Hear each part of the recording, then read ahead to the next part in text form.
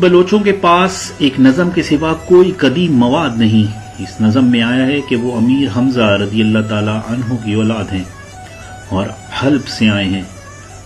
شاید یہی درست ہو، اور اس میں مزید یہ بیان ہوا ہے کہ انہوں نے کربلا میں حضرت امام حسین علیہ السلام کا ساتھ دیا تھا، اور ان کی شہادت کے بعد وہ بام پورا یا بھمبور پہنچے اور وہاں سے سیستان اور مکران آئے۔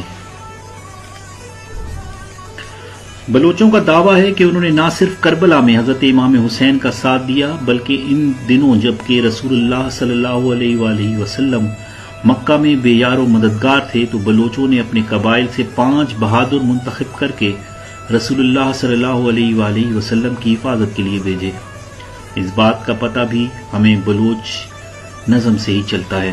فردوسی نے شاہ نامے میں 3 بادشاہوں کے عہد میں بلوچوں کا ذکر کیا ہے۔ اول کے خسرو، دوم زرکس اور سوم نوشیرواں۔ عہد کے خسرو جو کہ 532 کافمیم کے آس پاس ہے۔ بلوچ بحر خزر کے جنوبی ساحلی علاقے اور کوہ البرز کے دامن میں رہتے تھے۔ ان میں جو تھوڑے متمدن ہو گئے وہ حکومت اور فوجی خدمت کرنے لگے۔ زرکس کے عہد میں بلوچ ایرانی بادشاہوں کے دربار میں اعلیٰ عہدوں پر فائز رہے، لیکن بعد میں بلوچ ایرانی بادشاہوں کے لیے خطرہ بن گئے۔ اس لیے انہوں نے نہایت بے دردی سے ان کے خلاف جو مہم بھیجی تھی، اس کا تذکرہ فردوسی نے شاہ نامے میں بڑی تفصیل سے کیا ہے۔ گمان ہے کہ اس مہم کے نتیجے میں بلوچوں کی قوت اس علاقے میں ٹوٹ گئی اور مجبوراً جنوب و مشرق کے پہاڑوں میں جا کر رہنے لگے۔ لیکن ڈیمز نے اپنی کتاب دی بلوچ ریز اور گینگو وسکی نے اپنی کتاب پیپل آف پاکستان میں قیاس کیا ہے کہ سفید ہنوں کی یورش کی وجہ سے بلوچوں نے بحر خزر کے جنوبی پہاڑوں سے کرمان کی طرف کوچ کیا۔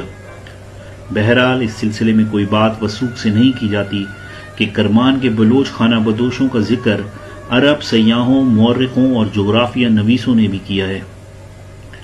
ڈیمز نے بلوچوں کی ہجرت کے بارے میں اپنی کتاب دی بلوچ ریس میں لکھا، یہ بات قرین قیاس ہے کہ بلوچوں نے 2 مرتبہ نقل مکانی کی ہے، اور دونوں بار ہجرت کی وجہ سے ایک بڑے علاقے میں نئے فاتحوں کی پیش قدمی تھی۔ پہلی ہجرت اس وقت ہوئی جب فارس میں سلجوکیوں کے ہاتھوں ویلمی اور غزنوی طاقتوں کا خاتمہ ہوا۔ اس موقع پر یہ لوگ کرمان چھوڑ کر سیستان اور مغربی مکران کے علاقوں میں آ کر آباد ہوئے۔ دوسری بار انہوں نے اس علاقے کو چھوڑ کر مشرقی مکران اور سندھ کا رخ کیا۔ یہ ہجرت چنگیز خان کے حملوں اور جلال الدین منگول کی وجہ سے ہوئی۔ دوسری ہجرت کے نتیجے میں انہوں نے پہلی بار وادی سندھ میں قدم رکھا۔